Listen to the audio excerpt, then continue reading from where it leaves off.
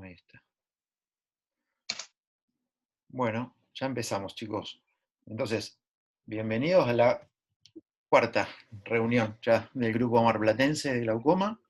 Para los nuevos que veo, acá un par de nuevitos, la idea de las reuniones estas es tratar de compartir entre todos lo poquito que sabemos y ser un grupo que se apoye en esas decisiones difíciles de nuestros pacientes con glaucoma que no sabemos para dónde arrancar. Siempre entre varios se pueden lograr los mejores resultados, compartir nuestros casos, nuestros conocimientos, no sé, que sea un lugar libre, horizontal, donde cada uno pueda decir lo que quiera, aportar lo que quiera, que todo suma.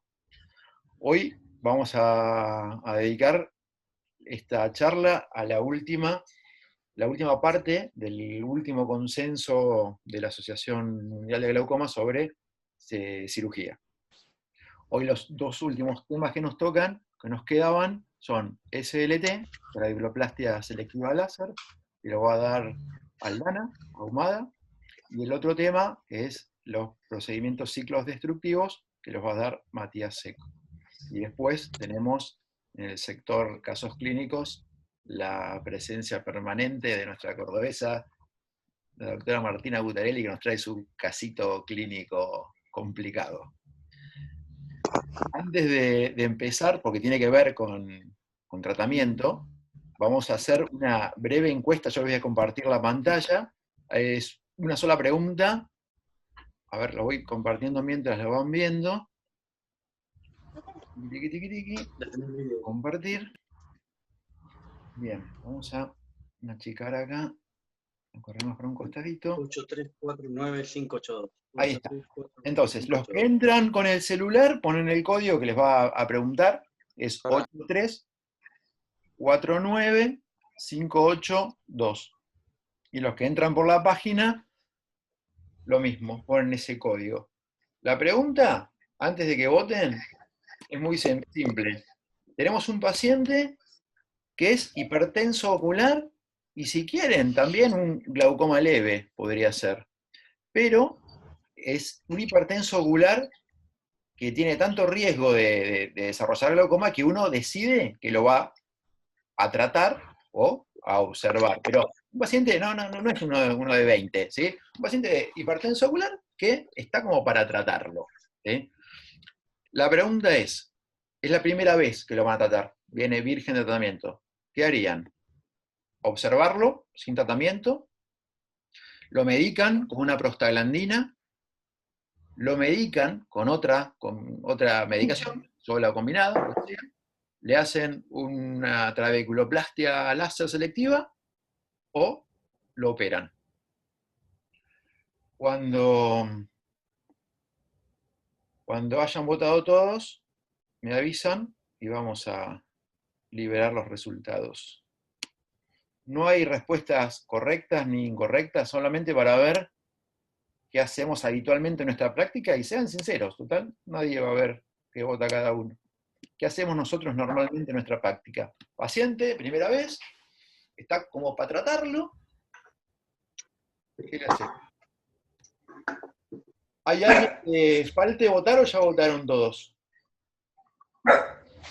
Yo ya voté. Bueno. Yo voté. ¿Listo? Ya voté. Vamos a ver resultados. Tiki, tiki. Bien, empate. Tenemos un empate, votamos 10. Ah, yo no voté. Bueno, votaron 10. 5 eligieron tratar con una prostaglandina y 5 eligieron tratar por primera vez con SLT. Perfecto. Bueno, después vamos a hacer otra pregunta cuando termine la charla de Aldana. Yo voy a dejar de compartir la pantalla, falta la pregunta después, pero déjenlo abierto si quieren que después seguimos y tenemos acá. Está compartiendo pantalla, dejar de compartir. Ahí está, perfecto. Aquí tengo dos preguntas en el chat, ya voté. Ok, bueno, entonces, vamos a empezar con el primer tema de hoy y la presentamos a la doctora Aldana Ahumada, que nos va a hablar de SLT. Aldi, compartí cuando quieras. Perfecto. Ahí arranco.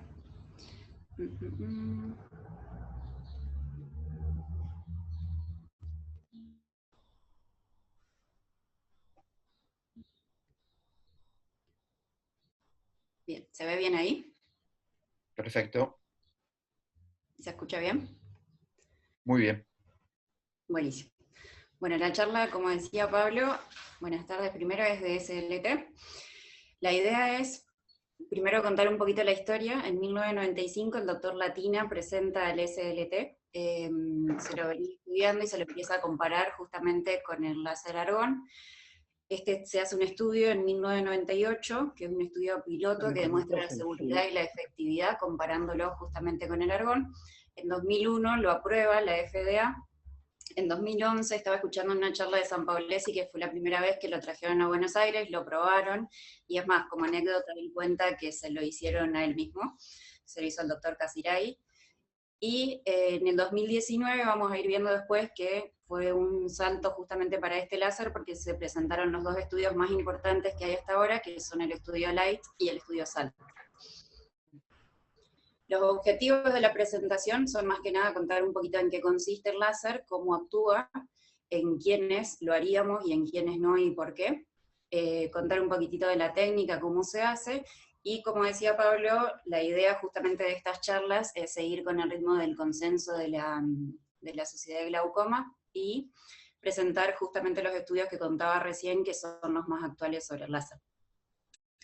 Este láser entonces es un jack de doble frecuencia que tiene un mecanismo selectivo sobre las células del trabeculado. Realiza una fototermólisis selectiva porque justamente respeta las células adyacentes y las células no pigmentadas. Tiene un spot muchísimo más grande que el spot que teníamos con el argón, que antes era de 50 micrómetros, ahora es de 400. Justamente el trabeculado, su espesor tiene 400 micrómetros, entonces lo cubre en todo su espesor por completo. Y a diferencia del láser argón, tiene un daño mínimo sobre el tejido, o sea que no deja una cicatrización. Hablábamos entonces de que el spot es mucho más grande, pero la energía que usa y el tiempo en el que actúa es mucho menor. Entonces, por ejemplo, este láser dura solo 4 nanosegundos, necesitaríamos 1 milisegundo como para que se queme el trabeculado, por eso justamente es que no deja ninguna cicatriz y no deja ninguna lesión sobre las células adyacentes. Hace una fototermólisis entonces selectiva. ¿Qué más? Hablando un poquito de cómo actúa este láser, una vez que se impulsa el láser, que se produce la radiación, se produce una dispersión del pigmento. Este pigmento lo que hace es atraer a los monocitos que se van a transformar en macrófagos. En general, cada vez con cada disparo, o en total con cada acción que hacemos con el láser, aumentan hasta 8 veces estos macrófagos, que lo que van a hacer es fagocitar el pigmento y los detritos celulares. Una vez que rompen las células, fagocitan esto va a activar una respuesta humoral que lo que hace va a ser más que nada una expresión de interleuquinas, interleuquina 1, interleuquina 2, factor de necrosis tumoral alfa y beta, inhibidor de las metaloproteinasas, que lo que van a hacer es van a expresar metaloproteinasas que estimulan la renovación de la membrana extracelular de casi todos sus componentes, pero sobre todo de los proteoglicanos, y esto lo que va a hacer es como restituir los canales acuosos, ¿sí? Entonces genera una menor resistencia a la salida del humor acuoso. ¿En quién está indicado?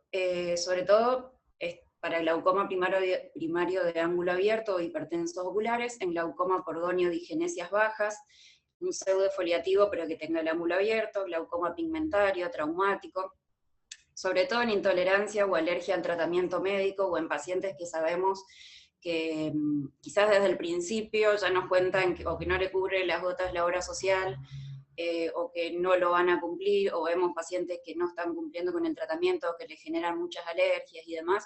En pacientes, por ejemplo, usuarios de lentes de contacto, o que vemos que tienen el ojo muy seco, que le van a molestar las gotas y demás. En glaucoma por hipoplasia periférica del iris, es muy bueno en el embarazo, ¿sí? No tiene contraindicaciones acá. Y en glaucoma asociado a pseudofaquia, pero que no tenga sinequias periféricas. Como decíamos, todas las indicaciones que vimos recién, ¿qué tenemos que tener en cuenta o qué es lo principal? Que tenemos que hacer gonioscopía. O sea, para indicarlo tenemos que hacer siempre una buena gonioscopía, porque de esto va a depender que lo indiquemos bien y que funcione. Si lo indicamos pero la gonioscopía no fue la correcta, vamos a tener nosotros mismos malos resultados. Dentro de las contraindicaciones, a ver, necesitamos, cuando hacemos la gonioscopía necesitamos ver bien el trabeculado, entonces justamente en los glaucomas que van a tener el ángulo cerrado, que no los podemos ver, va a estar totalmente contraindicado, no tiene ningún sentido. Por ejemplo, en el glaucoma neovascular, en el uveítico, en las sinequias, en el inflamatorio, en el cierre angular orgánico, en los congénitos primarios y secundarios, que directamente sabemos que vamos a hacer cirugía, en los cierres funcionales sin una iridotomía previa, o en el iris plató también sin una iridotomía. Estas serían unas contraindicaciones relativas, las últimas, porque lo podemos combinar con otras terapias. O sea, si tenemos un cierre funcional que lo podemos abrir con una iridotomía, hacemos primero entonces ese láser o la iridoplastia, y después podemos agregar el SLT. La técnica varía. Primero voy a explicarlo acá como lo explica en el consenso, porque justamente la charla está basada en eso. Pero hay cosas que van variando de un autor al otro. Pero en general se aplica entre 90 y 360 grados del trabeculado. Hay algunos que prefieren ser un poco más agresivos y en una sola sesión hacer los 360, pero en general, en promedio, con todas las opciones que vi, entre 180 y 360 del trabeculado. También existe la otra técnica de la sonrisa, que es lo que hace es respetar la parte superior. Hay algunos que prefieren hacer 180 y después en otra sesión los otros 180, pero en general se hacen entre 90 y 110 disparos de 400 micrómetros en los 360 grados. La energía también varía mucho. En general, por lo que dice el consenso, se usa desde 0,2 a 2 millijoules, pero vamos a ir viendo que va a variar mucho. Por ejemplo, en colores, en ojos con colores marroncitos, comuncitos, como los míos, va de 0,4 a 0,6, 0,8, y en ojos más claritos vamos a ir viendo que vamos a necesitar, como hay menos pigmento, vamos a necesitar un poco más de energía. También eso lo que vamos a hacer entonces es, algunos lo que recomiendan es empezar con 0,6, 0,8, y una vez que aparecen las burbujas empezamos a bajar de 0,1 hasta encontrar la menor energía que produzca estas burbujas. Pero también tenemos que tener en cuenta que esas burbujas no se tienen que desprender del trabeculado, no tiene que ser o no pensar que a mayor cantidad de burbujas va a ser mejor el resultado, sino que tenemos que ver una sola burbuja, por lo menos un par que estén cerca del trabeculado, y esa sería la energía mínima que vamos a necesitar. También tenemos que tener en cuenta que esto no es una misma energía para todo el ojo, ¿sí? Hay sectores que son más pigmentados, menos pigmentados, entonces cuando vamos, por ejemplo, para abajo, vamos a ver si necesitamos un poco más o menos de energía, porque si no vamos a ver que quizás se va a generar mucha más inflamación en algunas zonas que otras si mantenemos la misma energía para todo el ojo. Y en este caso, en el consenso, recomendaban la lente de Latina, y Casiray y Sampolesi hablaban de la lente de Roussel-Fanhauser. En este caso tenemos que tener un buen foco sobre, sea la lente que usemos, tener un buen foco sobre el trabeculado, porque es justamente donde va a actuar. Y en cuanto a la actualización, había dicho, los estudios más conocidos, o los últimos, los más actualizados, son el LIGHT y el SALT, que los voy a hablar un poquito después, pero en el consenso también hablaba de estos tres que hablan, a ver, lo que hicieron fue controlar, por ejemplo, en el primero a los 18 meses, hubo un descenso de la presión de un 30%. La mayoría coincide que para el éxito del tratamiento necesitamos un descenso de más de 20% de la presión, ¿sí? El otro estudio decía que al año, lo comparó con la eficacia del latanoprost, y al año tuvo una eficacia del 31%, así que también estaba dentro de lo esperado. Y el otro nos compara con el tratamiento con prostaglandinas, y decía que no había diferencias en la efectividad entre los dos, entre el láser y las prostaglandinas. Los dos tuvieron un éxito del 26.4%. Después tenemos otros dos estudios que también están en el consenso. Uno se hizo en Singapur, que lo que controlaba era en pacientes con un cierre angular primario o con glaucoma por cierre angular primario, comparó el tratamiento también entre el SLT y las prostaglandinas. Los dos tuvieron una eficacia mayor del 20%, el SLT en un 60% y las prostaglandinas en un 80%. Después, el otro estudio comparó, o sea, trató a pacientes con cierre angular primario, con glaucoma por cierre angular primario. Me olvidé de aclarar, obviamente cuando hablamos de cierre angular primario y glaucoma por cierre angular primario, tiene que haber hecho algún tratamiento previo para abrir más de 180 grados del ángulo, ¿sí? Y en glaucoma con primario de ángulo abierto. En este caso lo controlaron durante 10 meses, y un 84% de los casos tuvo un éxito de más del 20%, o en este caso también lo tomaban como éxito que haya dejado alguna de las gotas que estaba usando. El estudio de Light es uno de los más importantes, es uno de los últimos, se empezó a hacer, se hizo en Reino Unido, en varios centros, empezó en 2012 y terminó en 2014, pero se presentó en marzo del 2019. Es un ensayo multicéntrico, controlado, aleatorio, que en este caso se estudiaron 720 pacientes con glaucoma de ángulo abierto o hipertensos oculares. Ellos lo que tenían en cuenta era, buscaban dos resultados sobre todo. Por un lado, evaluar la calidad de vida de los pacientes con tratamiento y con láser, ¿sí? Por un lado la calidad de vida, y por otro lado la parte de los costos, tanto los costos de cada uno de los tratamientos, con gotas o con el láser, la relación costo-efectividad de los dos, la seguridad que tenían, las complicaciones que tenía cada uno de los dos tratamientos, y qué eficacia clínica tenían los dos. Bueno, como decía, se estudiaron 720 pacientes, la mitad se le hizo tratamiento con láser, y la mitad tratamiento tópico. Los resultados en este caso se estudiaron a los 36 meses, y lo más importante es que decía que el 74% de los pacientes que se hizo tratamiento con láser no necesitó gotas extra para mantener la PIO. Contaban también que uno de los pacientes, por ejemplo, que estaba en tratamiento, que estaba del lado del tratamiento tópico, se le tuvo que hacer láser, ¿sí? Pero el 74% de los de láser no tuvo que pasar a medicación extra. Se le hacía controles, en este caso cada 6 meses, ¿sí? O si tenían algún síntoma extra, obviamente se le hacía controles antes, y en todas las consultas se vieron que un 93% de los pacientes que se había hecho láser mantenía una PIO target, contra un 91% de los pacientes con tratamiento tópico. En este caso, el tratamiento tópico incluía entre 1, 2, 3 y hasta 4 drogas, ¿sí? De estos pacientes, los pacientes que fueron tratados con láser, ninguno requirió cirugía, en cambio requirieron cirugía 11 de los pacientes con tratamiento tópico. Perdón, ¿decían algo? Y lo más importante es que este estudio tomaba desde una perspectiva oftalmológica en cuanto a los costos, y hubo una probabilidad de un 97% de que sea más rentable hacer un tratamiento desde el principio con láser, con respecto a la que gastaban por año cada uno de estos tratamientos, y ajustado a la calidad de vida que iban a tener los pacientes, por lo menos durante esos 3 años de estudio. El otro estudio importante es el estudio SALT, que también se hizo el año pasado, se publicó en noviembre del 2019, era un estudio doble ciego, randomizado, que lo que quería comprobar era la inflamación, qué inflamación y qué eficacia tenía el tratamiento antiinflamatorio posterior al láser, ¿sí? Porque hasta ese momento, o por lo menos lo que fui escuchando en varias clases que son anteriores, se hablaba de que no se hacía tratamiento antiinflamatorio porque justamente en este caso lo que buscamos es que el láser genere una inflamación, que eso también hay que explicarle al paciente, se le va a poner rojo el ojo, va a tener un poco de inflamación, pero este estudio lo que hizo fue demostrarnos que el tratamiento post-láser genera efectos beneficiosos en la disminución de la presión, ¿sí?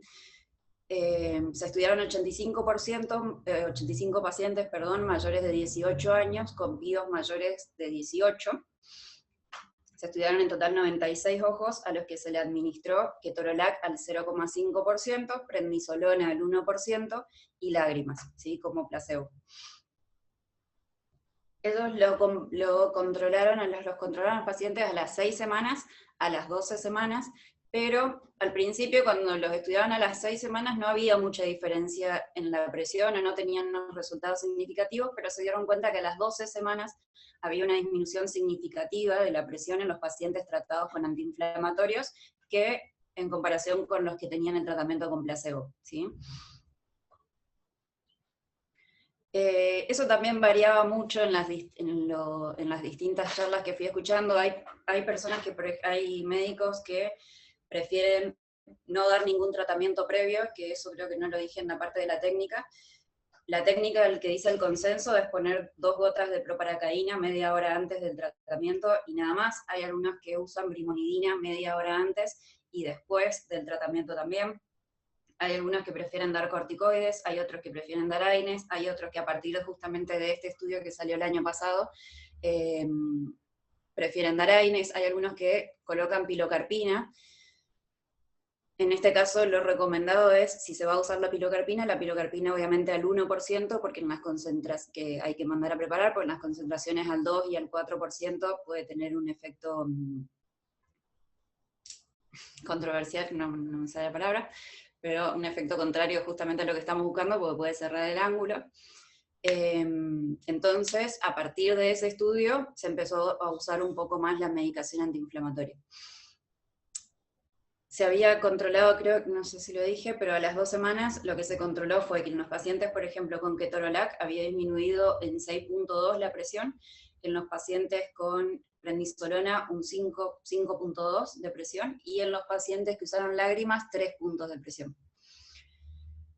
Entonces, como conclusiones del láser, tenemos que empezar a tomarlo un poco más en cuenta como gol estándar en glaucoma de ángulo abierto e hipertensos oculares. Se mostró que hay una menor progresión tanto anatómica como funcional en estos tipos de glaucoma, tienen menores fluctuaciones diarias. Obviamente sacamos todos los efectos de los fármacos tópicos, tenemos una conjuntiva óptima para el día de mañana si hay que hacer algún tipo de cirugía y demás.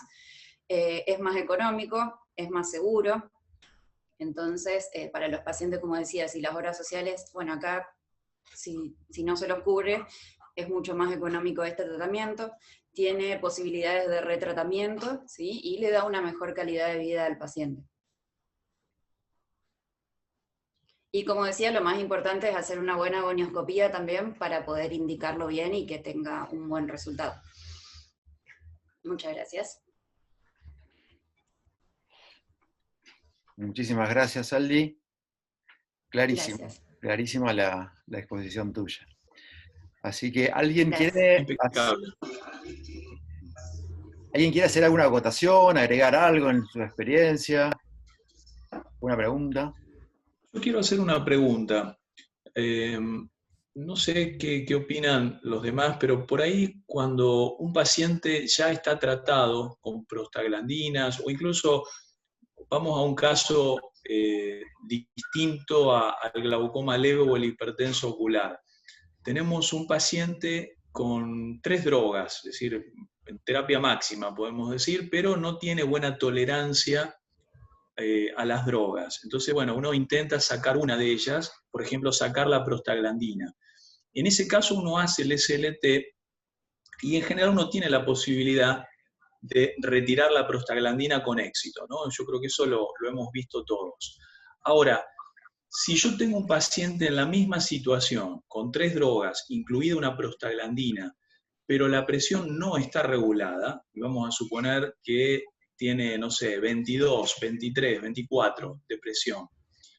Si yo le hago un SLT sin sacarle la prostaglandina, ¿ustedes han visto que la presión realmente baje ese 20 o 30%? No sé si se entiende la pregunta. Sí, se entiende. En otras palabras, si ya el paciente está con una prostaglandina, ¿hay un efecto adicional del SLT en reducir la presión?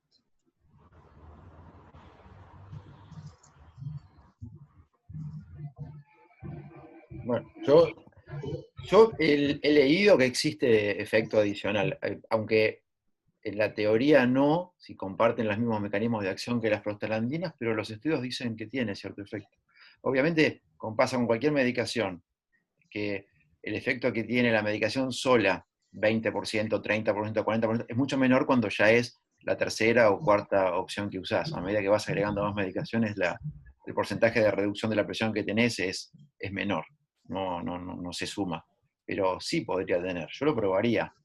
Sabiendo que no estás haciendo ningún daño extra, si estás con 3 drogas, y antes de ir a la cirugía, probar si eso es suficiente. Me parece que podría ser.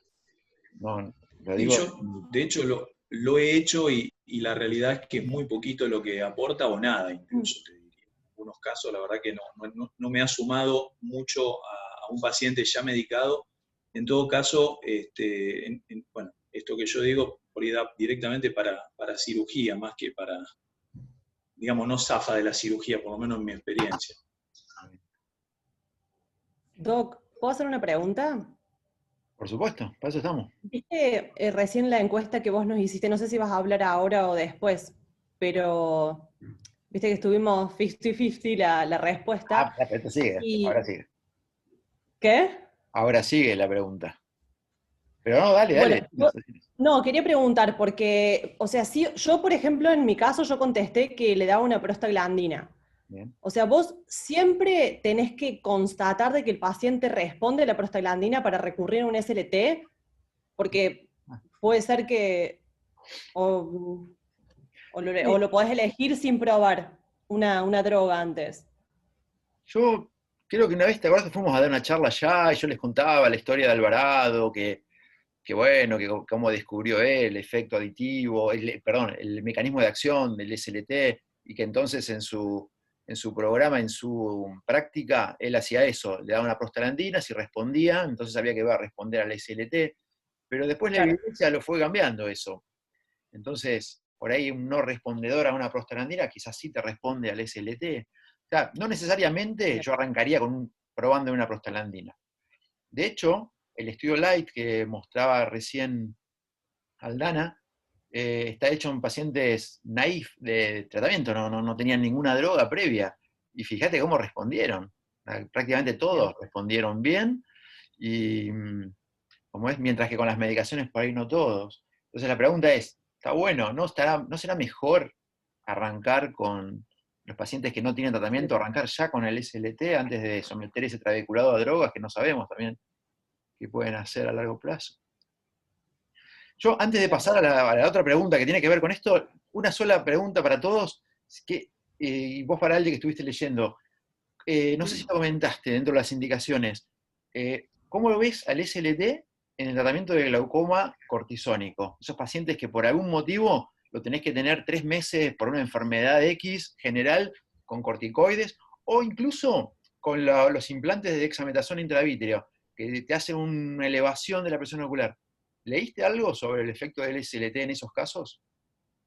Sí, lo que decía era que en cualquier paciente que esté en tratamiento por algún corticoide, había que explicarle que la respuesta iba a ser menor, ya sea que esté en tratamiento con un PAF, con algún tratamiento sistémico y demás, que iban a tener menos respuesta o ninguna respuesta porque justamente iba a inhibir la inflamación.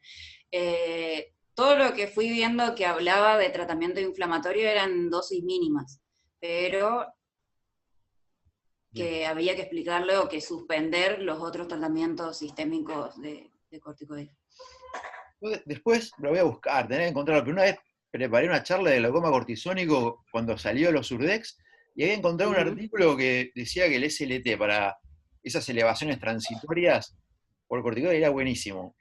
Pero no sé, después lo tendría que buscar. Si alguno llega a encontrar algo para la próxima reunión, porque está bueno, porque nos preguntan muchas veces, este paciente es hipertenso, no le daría una surdez, pero por ahí el SLT podría llegar a ser una buena alternativa, si realmente está demostrado, ¿no?, con evidencia.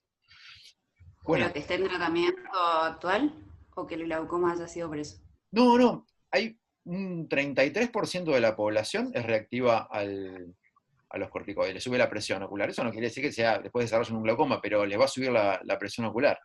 Entonces, lo bueno sería, si funciona el SLT en ese tipo de elevación de la presión intraocular, no sé, charlarlo con los retinólogos, miren, controlen la presión ocular, pero si llega a subir mucho, nosotros tenemos esta opción que es sin medicarlo, se la podemos bajar. Pero bueno, habría que estudiar que seguramente debe haber muchos papers sobre eso, para la próxima por ahí buscamos, ¿sí? Efecto Dale. o utilidad del SLT en glaucomas, en hipertensiones oculares cortisónicas, más que glaucomas. Bueno, Que se nos va a hacer tarde, si no, yo ahora les voy a hacer, después de lo que estuvo hablando Aldana, que ya todos vieron el SLT, el estudio Light, la utilidad que tiene, vamos a hacer la segunda pregunta, que técnicamente es la misma. A ver. Tengo que compartir. Bien, ahí estoy compartiendo la pantalla. Bueno, este es el resultado de la primera pregunta. Vamos ahora. Bueno, la pregunta ahora, el código es el mismo, así que pueden entrar como habían entrado recién. Después de haber escuchado a Aldi hablar del SLT, del estudio Light, cómo ese estudio... voy a ocultar los resultados así nadie los ve. Después de haber visto eso, la pregunta es la misma que antes. ¿Cómo tratarían ahora, después de haber visto los resultados de varios estudios donde hablan de la utilidad del SLT como primera línea de tratamiento, ¿sí? De nuevo, la misma pregunta. ¿Cómo tratarían ustedes a ese paciente que tiene la presión ocular alta, que ustedes decidieron que sería beneficioso tratarlo, ¿sí? Y es la primera vez que lo van a tratar? De nuevo, la misma pregunta. ¿Cómo lo harían? Vayan contestando, que no van a aparecer ahí las respuestas porque las oculté.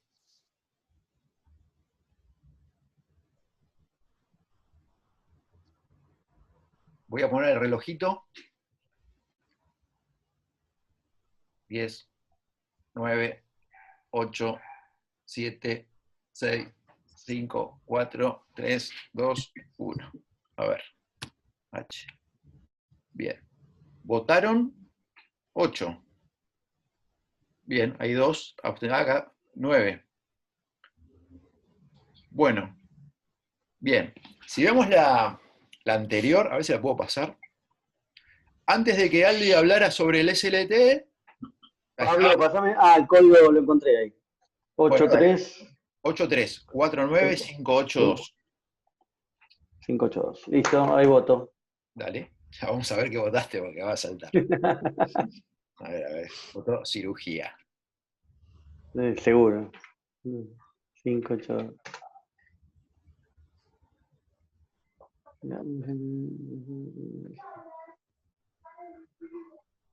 Tenés 2 preguntas si entras. Vas a ver la pregunta. Es cómo trataría.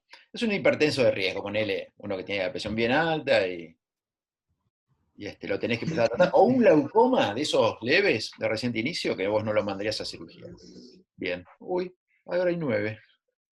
Bueno, vamos a ver, volvemos para atrás. Antes de la charla, estábamos mitad y mitad. La mitad lo hubiera medicado de entrada con una prostaglandina y la mitad lo hubiera hecho SLT. Ahora, después de escuchar a Aldana, muy bien Aldana, te vas a postular para política porque convenciste al 40% de que por ahí estaría mejor arrancar con un SLT. Bien, y ahora vamos a hacer la tercera y última pregunta, pero voy a salir un segundito de acá. A ver. Espérenme un segundo que dejo de compartir porque tengo que abrir.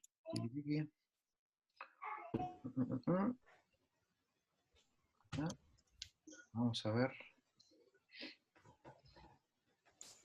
Segunda pregunta. Porque la tengo que bajar, porque tengo la versión gratuita de Mentimeter y me deja hacer solamente 2 preguntas. Acá. Vamos a hacer la tercera. Ahí está. Presentación.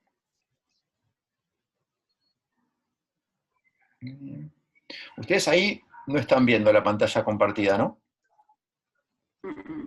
No. Ya comparto. Compartir pantalla. Ahora el código cambia. Fíjense que el código es 32 68 75 2. La pregunta es simple. Ustedes, como personas, ¿sí? van a un colega, los controla, y le dicen, che, Diego, Aldi, tenés la presión altísima, tu nervio óptico está bien, pero tenés riesgo de convertirte en glaucoma y la verdad que te vas a tener que empezar a tratar, ¿sí? Tenés una hipertensión ocular de riesgo y tenés que empezar a tratarte, ¿sí? Piensen en ustedes mismos, ¿sí? En sus propios ojos. ¿Qué se harían? ¿Le harían caso omiso al consejo del colega y se observarían? ¿Se medicarían con una prostaglandina de entrada? ¿Se medicarían con otra droga? ¿O se harían un SLT? ¿O se mandarían a operar? Sinceramente, piénsenlo. Y vayan votando.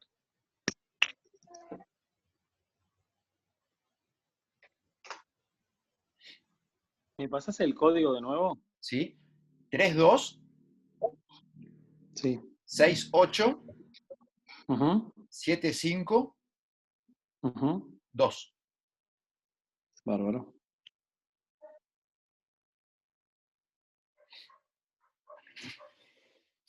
Bueno, vamos. 10, 9. Si a alguien le falta votar, me avisa.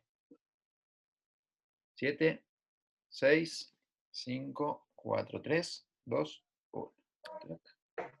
Bien, perfecto. Bueno, acá dio muy parecido al anterior, ¿sí? Uno de nosotros preferiría ponerse las gotitas de prostaglandina, los otros 8 preferían SLT, que es más o menos lo que sucede cada vez que se hace la misma pregunta en las charlas de SLT hace 5 años.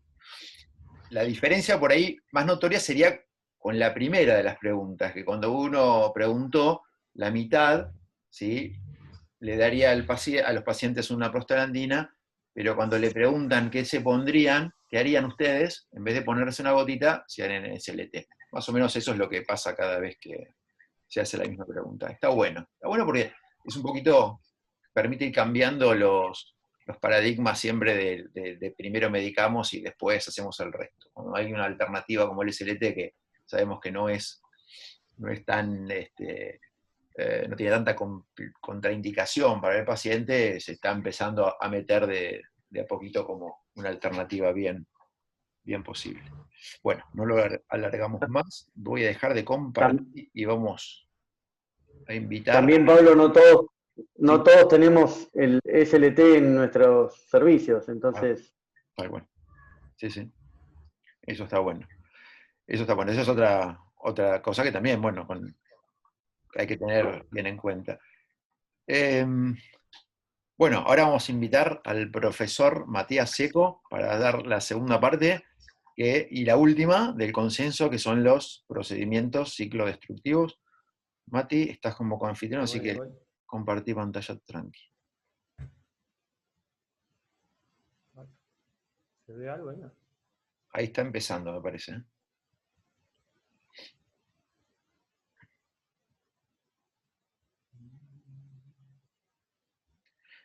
A mí me parece negra la pantalla. No sé si ustedes ven ahí, Alú. Pantalla negra. Yo leo algo que dice fin de la presentación. Hacer clic. Aquí. Bueno, ahora que ya no. como hoy la habías puesto, capaz que estás en la última diapositiva. ¿Viste cuando la probaste hoy? Abrí la voz en tu compu.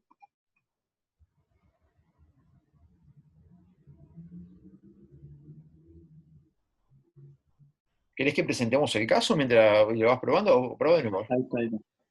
Ahí va. ¿Se ve, no? Ahí está.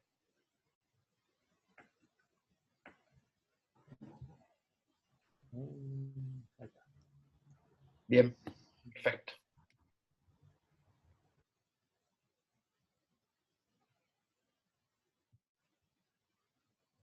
Bueno. Me pasa. Ahora como vuelvo.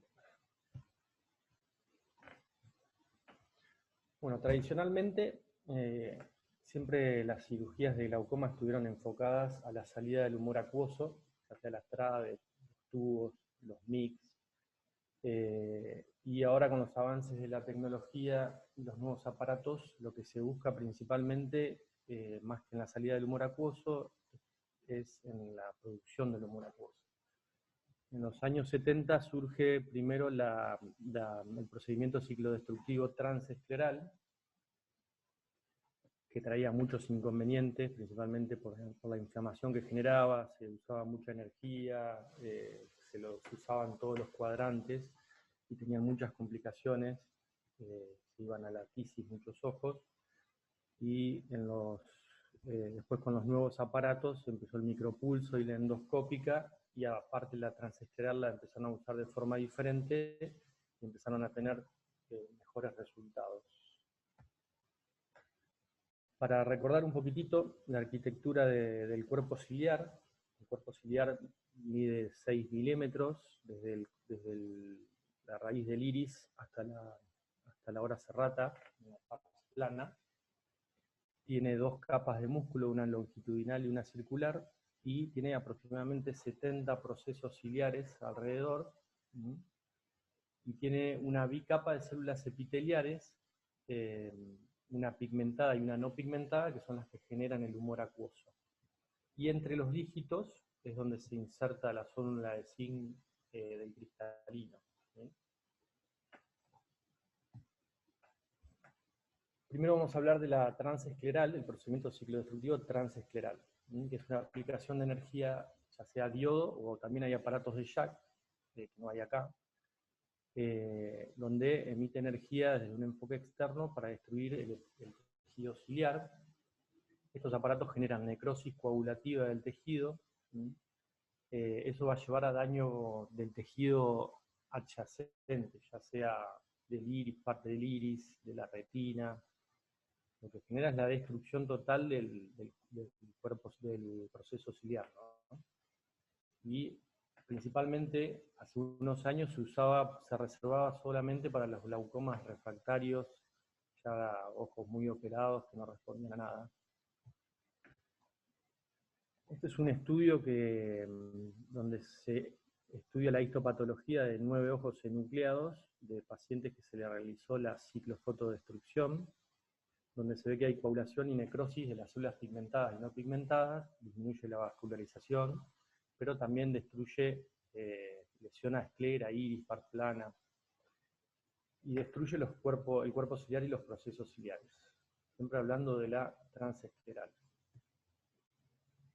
Entonces, las indicaciones hoy en día, para usar la transescleral, tenemos el glaucoma primarios, secundarios, de ángulos abiertos y cerrados, principalmente glaucomas con máxima medicación que ya fallaron a un tubo o una trave.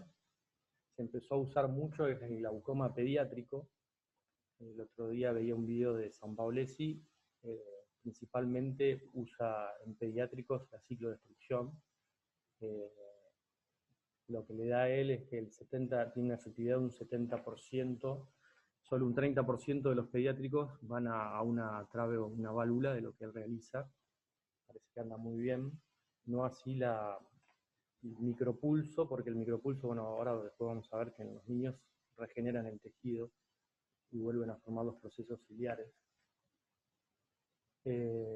Después se utiliza en pacientes no candidatos a cirugía de filtración, estos pacientes que tienen problemas en las conjuntivas crónicas, pacientes afáticos, con ojos pequeños, vitrectomizados o altas miopías, que tienen muchos riesgos de desprendimientos coroideos, hemorragias coroideas. Las contraindicaciones, el compromiso de la barrera hematoacuosa, que son los glaucomas uveíticos o los neovasculares, pero después vamos a ver que hay un trabajo que usa, bueno, en neovasculares, altos riesgos de edema retinal, ampollas finas, ¿sí? En trave o tubo, severo daño en la superficie con deficiencia de stem cells. La técnica quirúrgica del láser diodo es un láser de 810 nanómetros. Hay una técnica que es de contacto y no contacto. La de no contacto, bueno, usa una potencia de 1200 a 1500 miliwatt, un spot de 100 a 400 micras, y tratan 200 a 330 grados. El que más se usa acá es el de contacto, ¿sí? En el consenso hablan del Iridex, que tiene esa sonda que se llama G-Probe, que digamos, hay que aplicarla a 1.5 milímetros atrás del limbo. Entonces la sonda directamente se aplica en el limbo y ya estaría aplicando el láser a 1.5 milímetros. Eso trae una dificultad a veces en ojos que no tienen una apertura palpebral, donde no hay lugar para ubicarlo por el ancho de la sonda. Tiene una potencia de 1200 a 2000 miliwatts. La duración del disparo es de 1.5 a 3.5 segundos y se tratan entre 270 y 330 grados. A ver si está el gráfico. No, era el anterior. Bueno, en la fotito de acá arriba se ve cómo se apoya la sonda y hay que escuchar, una vez que se emite la energía, hay que escuchar el ruido plop, que es cuando se genera la destrucción del proceso ciliar. Lo que dice Sampaolesi es que generalmente él trata 180 grados, generalmente 2 cuadrantes inferiores, y deja los 2 cuadrantes superiores. Como genera daño en la conjuntiva y en la esclera, por si el día de mañana hay que aplicar una trave o un tubo, tiene la conjuntiva sana. Y reserva un tercer cuadrante en un caso de un paciente muy complicado, hace un tercer cuadrante. Y Sampaolesi en su centro, comparado al micropulso, generalmente la transescleral tiene un 87% de éxito y el micropulso un 23%. Él lo que explica es que para él el micropulso actuaría como lo hacen los MICs, trabajando la presión, y la transescleral sería bastante más efectiva. El postquirúrgico inmediato, dolor, inflamación, disminución visual, que se tratan con los corticoides tópicos y con los AINES postquirúrgicos, y las complicaciones más frecuentes: edema macular, hipotonía, desprendimiento coroideo y tisis, que cada vez se ve menos. Eso hay algunos cirujanos que aplican, para que no sucedan las complicaciones, una técnica que se llama cocción lenta, donde lo que hacen es prolongar los segundos, llegan hasta 4 segundos de la aplicación del disparo, pero con menos energía. Entonces tienden a tener menos inflamación. Lo que indica perlas quirúrgicas: siempre usaba anestesia perivulvar o retrovulvar. También se usa la sedación, se puede hacer una sedación profunda, o se puede hacer una sedación no tan profunda, también con perivulvar y retrovulvar. Siempre evitar las horas 3 y 9 por la dilatación de la pupila y por el dolor. Bueno, ahí se utiliza menos poder y mayor duración, que es lo de la cocción lenta que hablamos. Transiluminación del limbo para ver las zonas de escleromalacia, para no aplicar el láser en esas zonas. Y cuando no hay lugar y no entra la sonda, se ayudan con una punta de algodón, lo que es un hisopo. Eso con respecto a la transescleral ciclodestructivo. Después pasamos al micropulso, que es un procedimiento ciclodestructivo por micropulso. Lo que utiliza son periodos cortos de energía con periodos de descanso. Generalmente es un 30% de energía y un 70% de descanso del tiempo. Genera menos daño tisular en los tejidos, preserva la conjuntiva, menos complicaciones postquirúrgicas. Tiene un efecto sinérgico con la cirugía de catarata y con los MICs, con el micropulso. Bueno, las indicaciones son más o menos las mismas a la anterior: glaucomas primarios, secundarios, moderados, con terapias máximas, con presiones de 18 a 30, pacientes con terapia máxima y falla de trave, tubo o de MICs. Glaucoma pediátrico, ya vimos que no funciona mucho en los pediátricos porque regeneran el tejido, el proceso ciliar. Pacientes no candidatos a cirugía de trave o tubo, como los mismos que hablábamos hoy: enfermedades de superficie ocular, daño en la conjuntiva, afáquicos, ojos pequeños, vitrectomizados, miopía alta, historias de hemorragia coroidea. Contraindicaciones las mismas que las anteriores: compromiso de la barrera matacuosa en los neovasculares y en los uveíticos, alto riesgo de edema de retina. Las ampollas finas post-trave o tubo hay que tener cuidado, pero muchos lo hacen igual sobre las ampollas, no como la transescleral, directamente está contraindicado. Y el severo daño de superficie ocular con falla de los stem cells. En la técnica acá hablan mucho del Iridex, y ahí están las dos sondas, la Hiproof que se usa en la transescleral, y la P3 es la que se usa en el micropulso. Ahí, después hay un dibujito que va a explicar mejor cómo se coloca. El láser también tiene 800, es un láser diodo de 890 nanómetros, potencia 2000 miliwatts. El Duty Cycle es del 31.3, eso es la energía que usa, el tiempo de energía. El resto es el descanso. Lo que hace el enfriamiento es que el proceso ciliar no se llega a destruir, ¿sí? Se utilizan 90 segundos por hemicampo, inferiores y superiores, y se respeta la hora 9 y la hora 3. Esa es la sonda que habíamos dicho que usábamos. Acá vemos cómo se usa una sonda y la otra. La P3, cómo se aplica perpendicular al ojo, en el caso del micropulso, y se va de lado a lado. Se frota de lado a lado, superior e inferior, 90 segundos arriba, 90 segundos abajo. La sonda G, que es la que usábamos en el transescleral, se usa paralela al ojo, y ahí vemos cómo se aplican los spots, son 7 spots por cuadrante, ¿sí? El postquirúrgico también, dolor e inflamación menor que la transescleral, que se maneja con AINES y con corticoides tópicos. Se pueden poner corticoides subconjuntivales. Complicaciones, edema macular y hipotonía, pocas. Explican dónde se encaja este procedimiento en el arsenal quirúrgico. Glaucomas moderados, médicamente controlados, glaucomas moderados junto a cirugía de catarata, glaucoma refractario a múltiples cirugías y combinada con cualquier otro tipo de cirugía de glaucoma.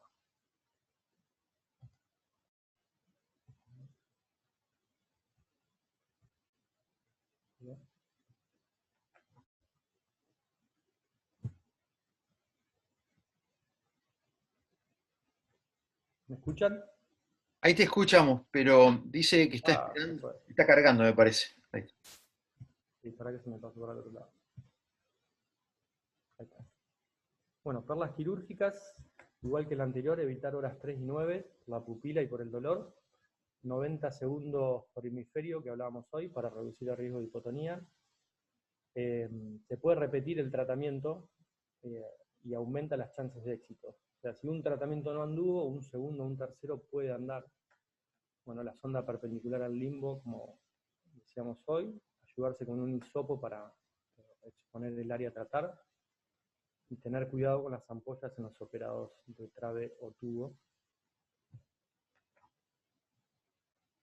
Bien, y la última es la endociclodestrucción endoscópica, donde permite observar mediante un endoscopio el ángulo, el cuerpo ciliar, los procesos ciliares y parte de la retina anterior. Estos son los aparatos aprobados por la FDA, el E2 y el E4. El E2 trae un láser junto al endoscopio, y el E4 es solamente un endoscopio. ¿Cómo lo indicamos? Es preferiblemente combinarlo con una cirugía de cataratas, porque si lo hacemos en un paciente fáquico, generalmente se le va a generar una catarata, así que hay que operar la catarata, o en pacientes pseudofáquicos. Se puede combinar con mix, sea ISTEM, trabectomía, canaloplastia. Glaucomas primarios, secundarios, de ángulo abierto y ángulos cerrados. Glaucomas moderados con terapia médica máxima, que haya fallado la trave tubo mix. Glaucomas moderados con terapia máxima con píos de 18 a 30. Glaucomas pediátricos. En el iris plató, esta es una nueva. En el iris plató se puede tratar tanto como para bajar la presión, como para tratar los procesos ciliares, y finalmente con una cirugía de catarata dar vuelta al proceso ciliar. Los pacientes no candidatos son los mismos de siempre: enfermedades conjuntivales crónicas, vitrectomías, afáquicos, nanostalmos, alta miopía, hemorragia coroidea, antecedentes de hemorragia coroideas. Contraindicaciones en estos casos: pacientes con pseudoexfoliación, porque no llega a absorber la energía compromiso de la barrera hematoacuosa, hablamos de los neovasculares y los uveíticos, y pacientes con debilidad zonular, ¿sí? Porque podemos generar la rotura de la zónula. La técnica quirúrgica, en estos se utiliza anestesia intracameral con lidocaína. También se puede hacer retrovulvar subtenoniana en los más tratamientos que se tienen que hacer muy agresivos. El poder es de 0,25 a 0,45 watts. La potencia se aplica cuando se ven en esa imagen, no sé si se ve claro, pero esos son los procesos ciliares. Una vez que con el endoscopio se llegan a ver entre 5 y 8 procesos, se cree que está a la distancia para aplicar la energía justa para que no se destruyan los procesos ciliares. Y la idea es que no destruir el proceso y escuchar el ruido del estallido, ¿no? Siempre se usa un viscoelástico cohesivo, ¿sí? El Hillock en general. Durante el procedimiento, ¿cómo sabemos que tuvimos éxito? Es porque se blanquea y se encoge, se ve, hay unos videos donde se ve claramente cómo se encoge el proceso ciliar. Las incisiones, generalmente para tratar 270 grados, se puede usar la misma incisión de la FACO, y si queremos hacer 360 grados, se hacen 2 incisiones, una a 90 grados de la otra.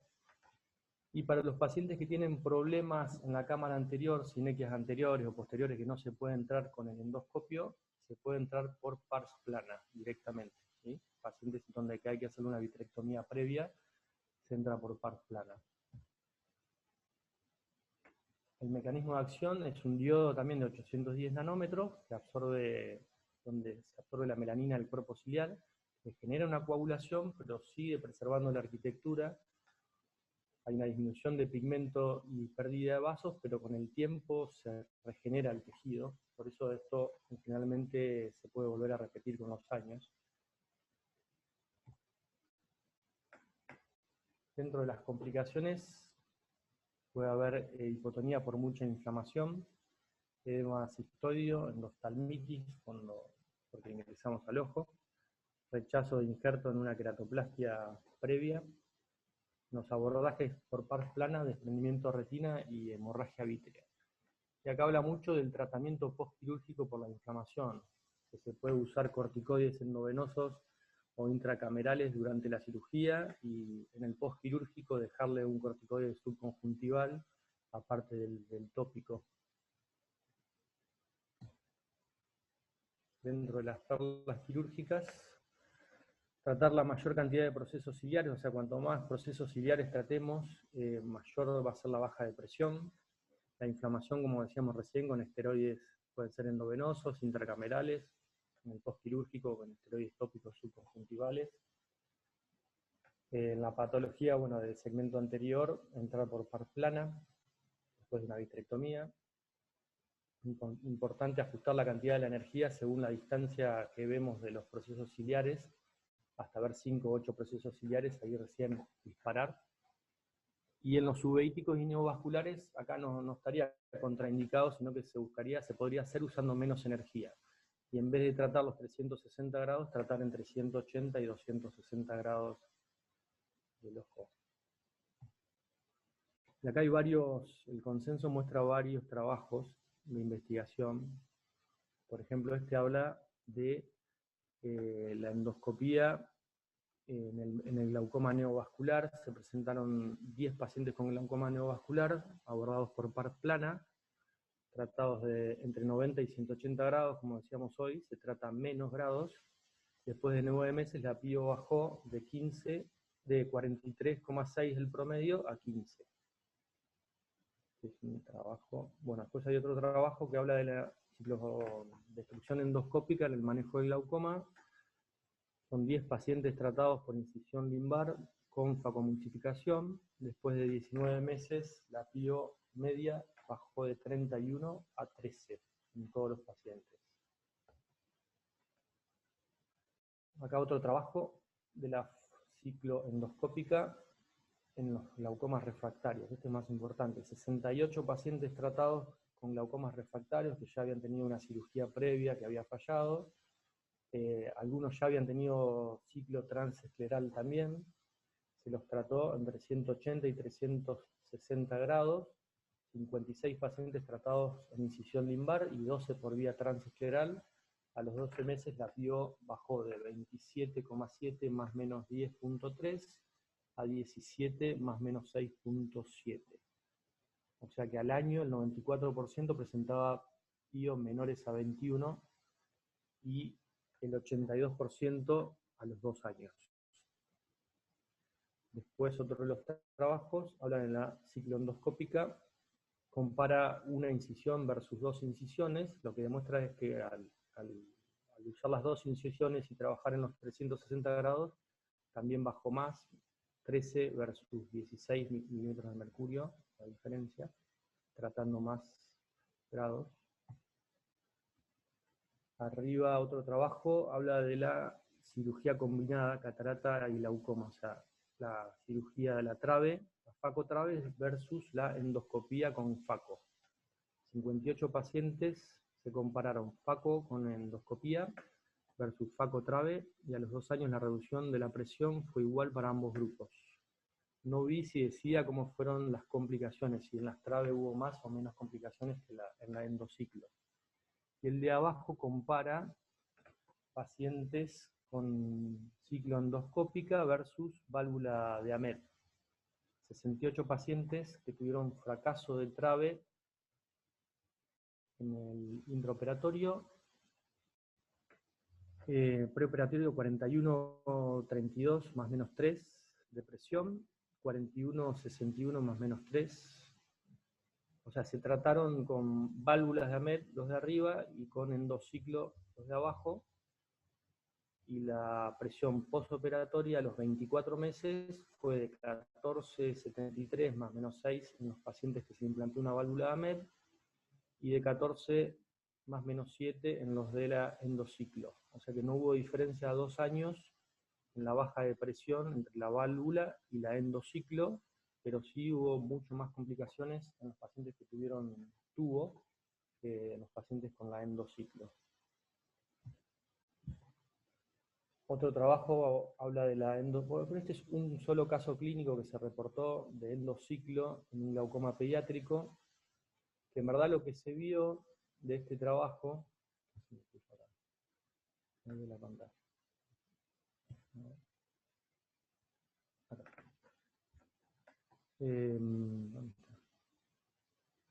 No, el de arriba eran endociclo en los glaucomas pediátricos difíciles, 51 procedimientos en afáquicos y fáquicos de 0,4 a 15 años promedio, tuvo un 34% de éxito y un 66% requirió otro tratamiento.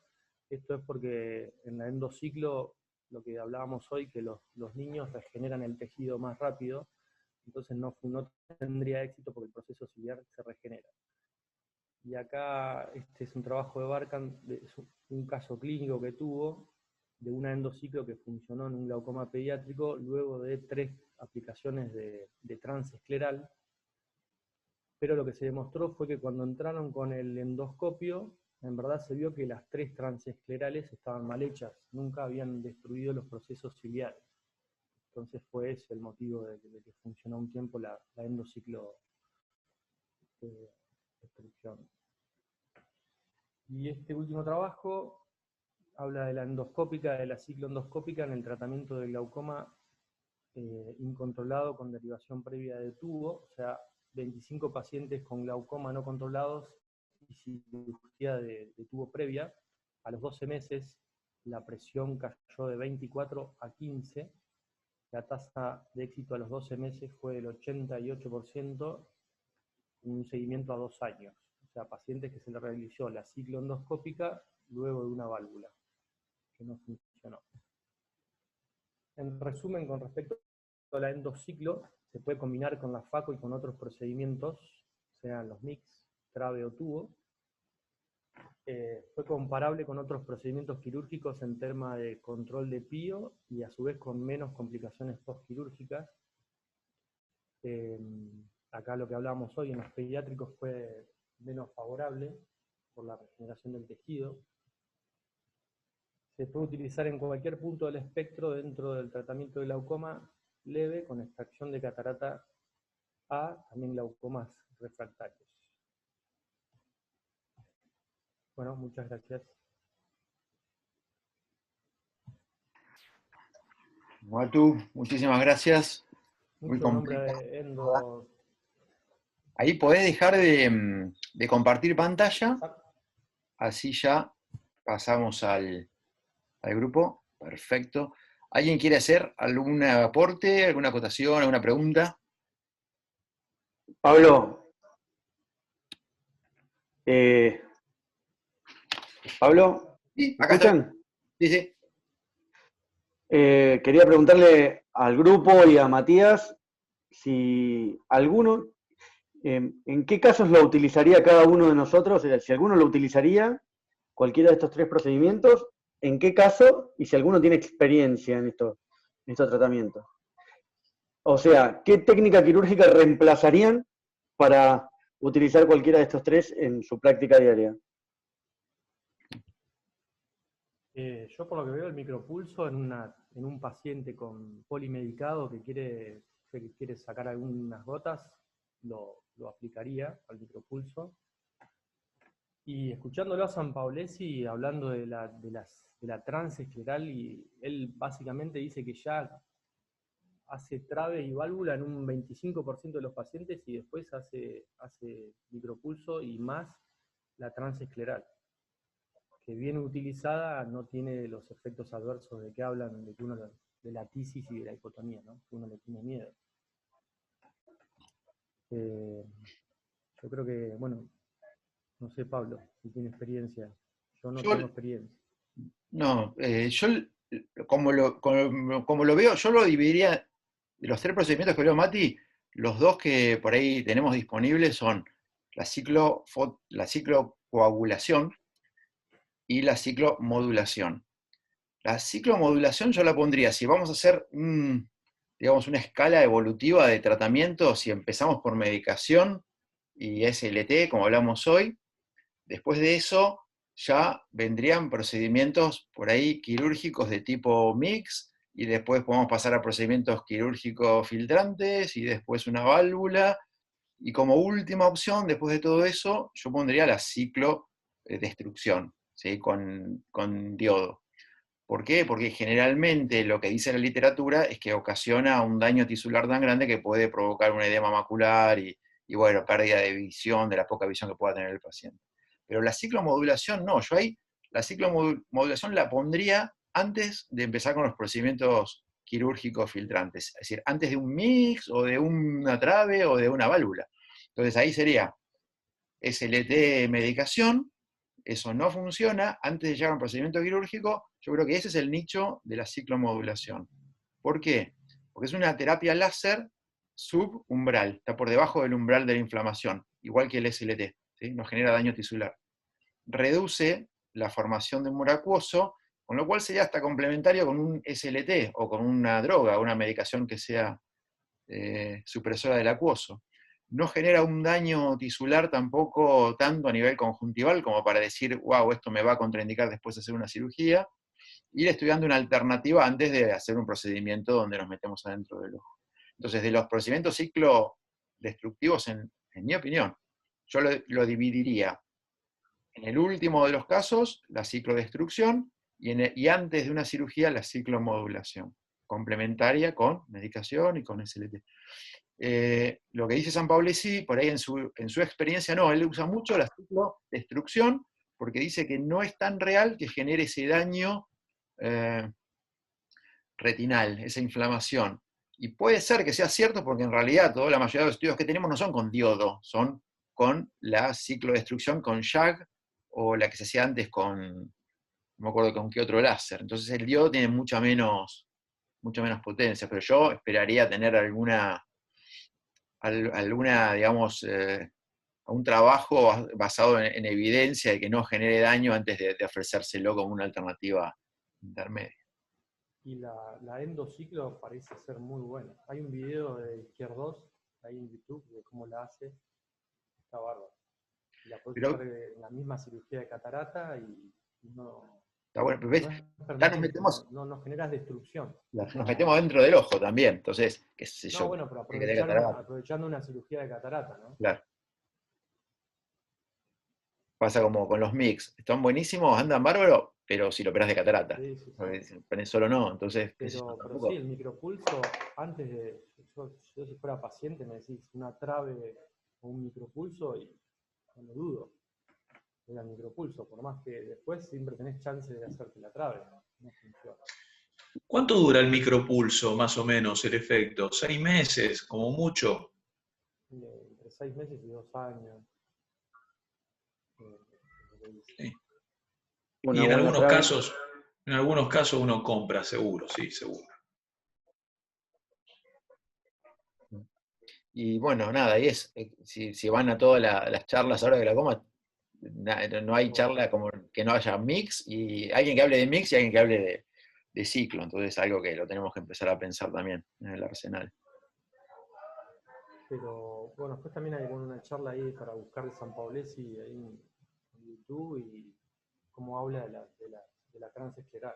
Yo, Decía Pablo, él la ¿y usa le mucho. parece? Le voy a decir a San Bien. Paolesi si... Sobre todo en pediátricos. En pediátricos la primera opción es la ciclodestrucción. Juanma, Yo lo que le decía que por ahí para la próxima, si quieren, le pregunto a San Paolesi si él sería capaz de darnos alguna charla, alguna actualización sobre ciclo, que tiene mucha experiencia en todo en Argentina y en Sudamérica, porque realmente es un referente de eso. Lo único que necesitaríamos en ese caso es alguien que lo lleve a pescar, porque es un fanático de la pesca. Así que si alguien tiene lancha, yo soy cero pescador, no tengo ni idea. Diego que está en el mar, Diego, mirá, está Ahí pegado está, al mar. Diego, nos va a tener que llevar a pescar a Juan y nos va a dar la charla. ¿Diego no fue el que se asustó cuando lo llevaron a pescar o no? No, es otro Diego que trabaja conmigo acá en Miramar. Que lo llevé porque era guardavidas, qué sé yo, bla, bla, bla, y se le pasó en la bodega del barco vomitando, ¿no? Hizo quedar Ah, otro Diego, otro Diego. el otro Diego. Sí, bueno, ¿alguna acotación más sobre esto? Si no, vamos a pasar al caso clínico. Los casos de terror de Martina. Bueno, pasamos al casito tuyo, Martí. Bueno, dale. Así Ahí que, comparto pantalla.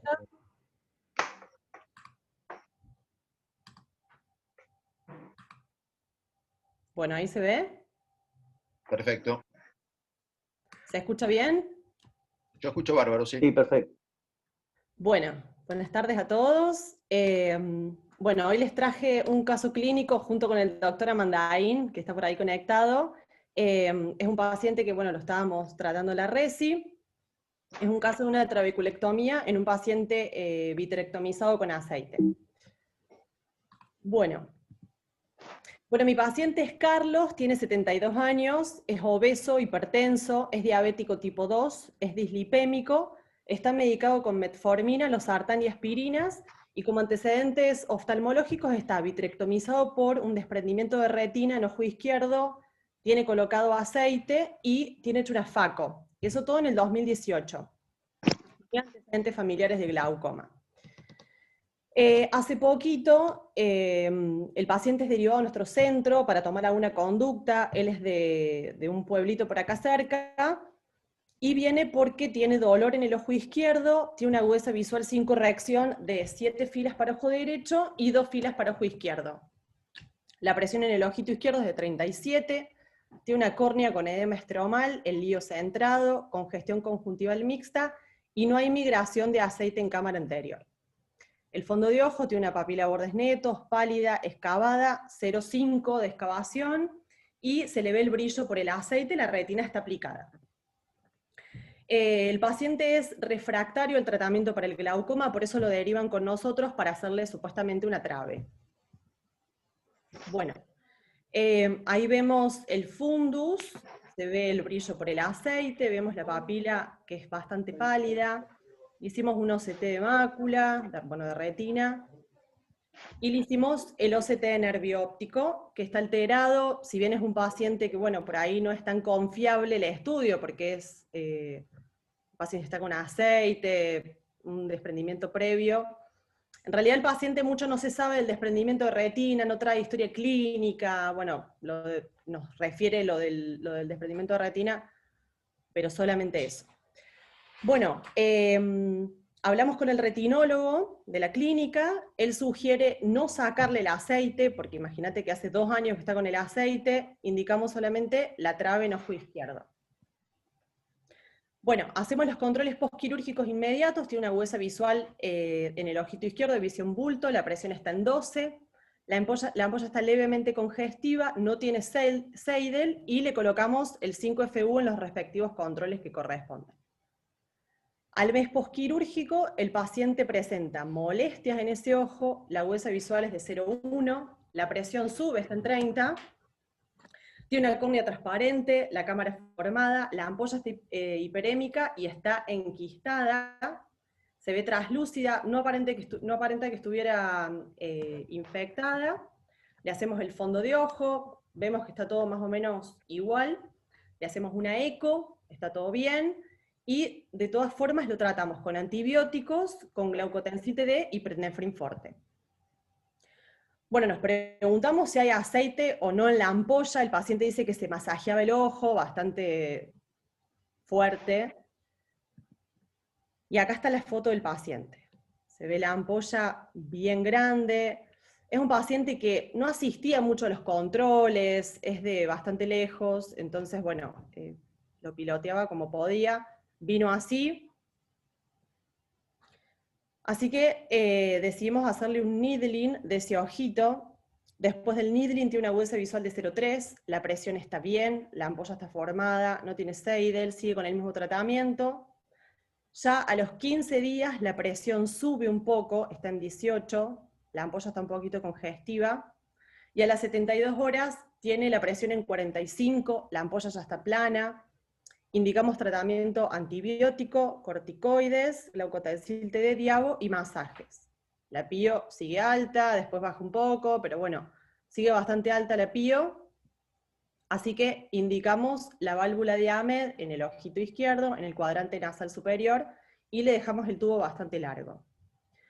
Bueno, básicamente, o sea, las cuestiones que nos planteamos en este caso es si es compatible y conveniente indicar la trabeculectomía en un ojo que tiene aceite y que sabemos que no le vamos a sacar el aceite.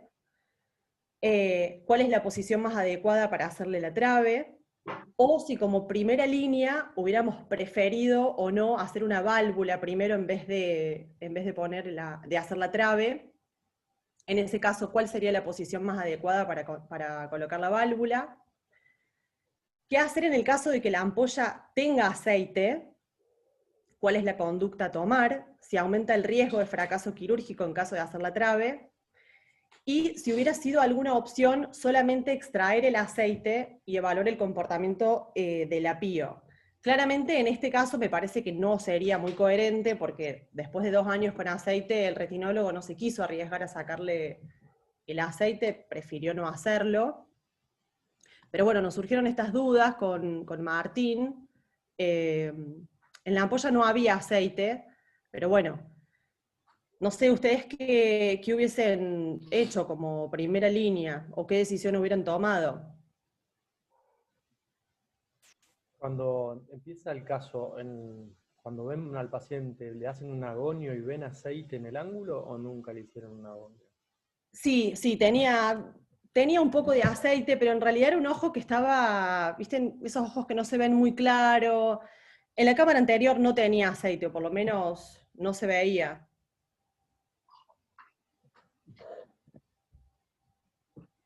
Yo creo que un paciente que tiene digamos, es un glaucoma, podríamos decir, refractario, son esos casos donde uno quizás de antemano ya puede prever que la trabe no va a ser probablemente muy efectiva. Dentro de las indicaciones para una válvula, una es los glaucomas post cirugía vitreoretinal. Yo hubiera optado por una válvula probablemente como primera alternativa. Claro. Y la ubicación de la válvula, bueno, puede colocarse por el hecho del aceite y demás, abajo en vez de arriba. Bien. Pero bueno, siempre uno con el diario del lunes, ¿no?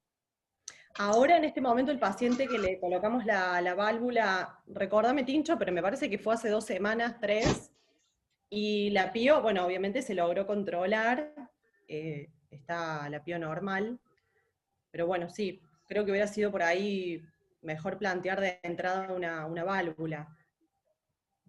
¿Válvula o la ciclo, como dio la charla del Sí. doctor Seco? A ver si no lo escucha nadie al doctor.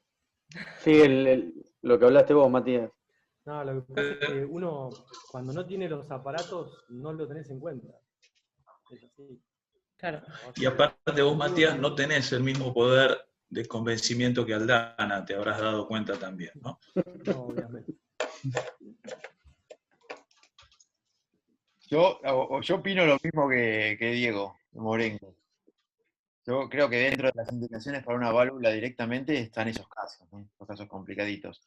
Pero bueno, fíjense, lo hicieron y pasó lo que dicen los libros, se les complicó la trabeculectomía. O sea, Y en el caso, por ejemplo, de que... Me acuerdo de una que dice que empezó a ver, el problema es cuando te empieza a venir el aceite de atrás. Estaba haciendo una trave y empezó a venir el aceite. No paraba de venir, no paraba de venir. ¿Y en esos casos qué haces? No, le saqué todo el aceite que pude hasta que dejó de salir aceite.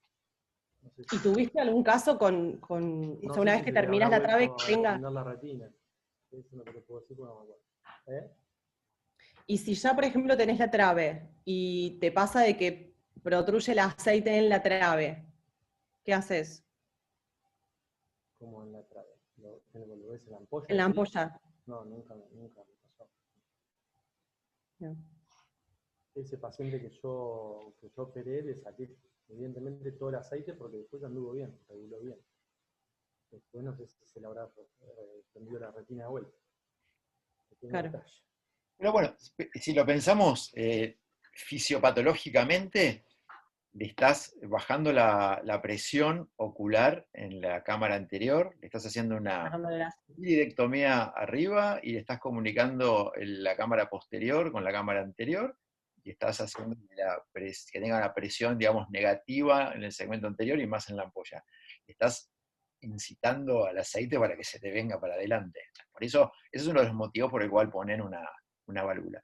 Yo tuve una paciente diabética insulino dependiente muy jovencita, que estaba en un cuadro igual, también pseudofáquica, y le puse una válvula y a los, no sé, 15, 20 días, veía el aceite que salía de la válvula y se metía por debajo de la conjuntiva. O sea, se veían las burbujitas de aceite. También pasa hasta por la válvula, ¿sí? Claro. Por más que dejas el tubo largo y todo, se mete por donde le buscas.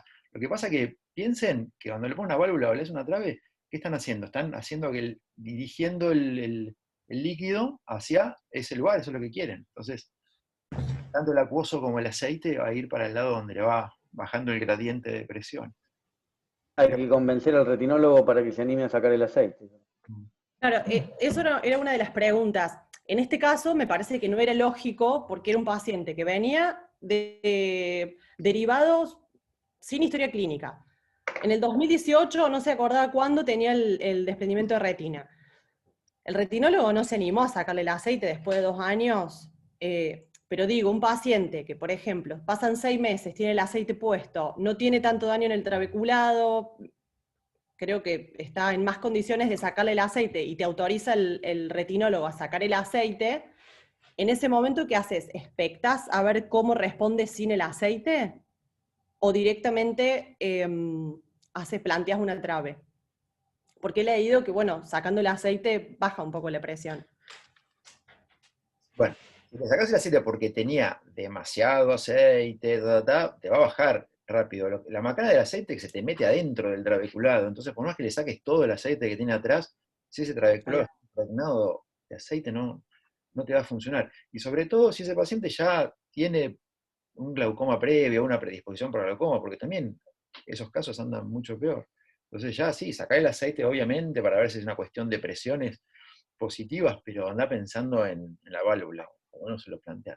Ahora, el tema es, hablamos todos re bien la válvula, pero una válvula hoy en dólares está, no sé cuánto, $1.500. Imposible. juega con una válvula. Entonces es un tema que en la práctica es muy lindo decirlo, pero cuando llega el momento de colocarla, la pasamos mal. La verdad que un banco como hay bancos de córnea, tenemos un banco de válvulas para que, no sé, cuando tenemos un caso así, podamos decir, che, necesito una válvula, después reponemos el banco cuando se la dé el labor social o cuando alguien la regale, la compra, ¿no? No estaría mal somos 15, 20 que hacemos glaucoma acá en Mar del Plata, tener no sé, donaciones de algún paciente que tenga la posibilidad, o entre nosotros juntar unos mangos y tener una válvula y después la reponemos cuando la necesitamos de urgencia, como quien tiene un antiangiogénico ahí en la heladera para esos casos que no se lo dan rápido. Rescate, claro.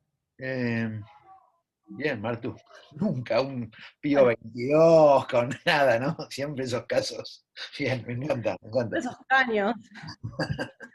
Sí, está buenísimo. Bueno, sirven para aprender. Por supuesto, por supuesto. Siempre cuando le pasa a otro está bueno, cuando aprendemos bien, no queremos que nos pase. Sí, bueno, estuvo buenísimo. Ya terminamos todo el consenso. Solamente para repasar, acuérdense, eran 6 temas de cirugía. Cuando no es tratamiento médico, tenemos 6 alternativas, que eran de la primera que vimos hasta la última. Empezamos con cirugías filtrantes, a trabeculectomía, y cirugías no penetrantes. Después vimos mix, ¿sí? Y válvulas o dispositivos de drenaje. Y hoy SLT y procedimientos ciclodestructivos. Esas son las 6 alternativas que hay.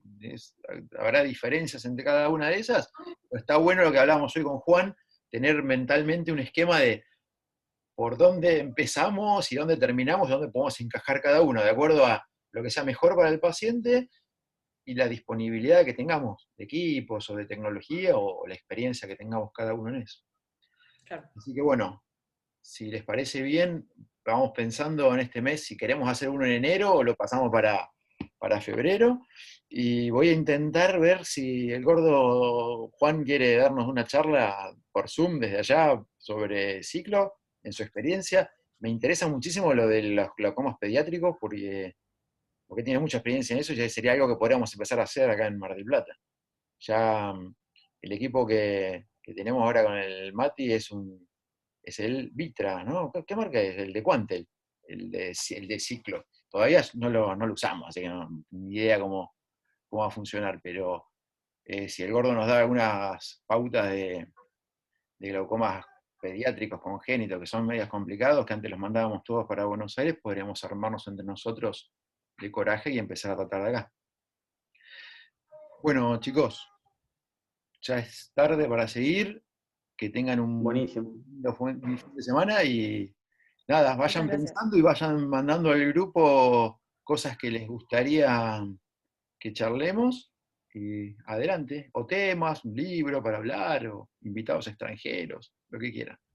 Está abierto para todo. Y lo mismo, consultas de casos clínicos complicados que tienen en el día a día, sobre todo para los más jovencitos, los residentes, por ahí un fin de semana están en la guardia y no saben qué hacer, aprovechen el grupo, porque en algún momento alguno de nosotros lo lee. Entonces están en una guardia, no pueden llamar al residente superior, no saben qué hacer, manden un mensaje al grupo, que cualquiera de nosotros que lo lea, nada, no somos ninguno genio, pero podemos tirar una opinión y siéntanse respaldados por nosotros en los que los podamos ayudar.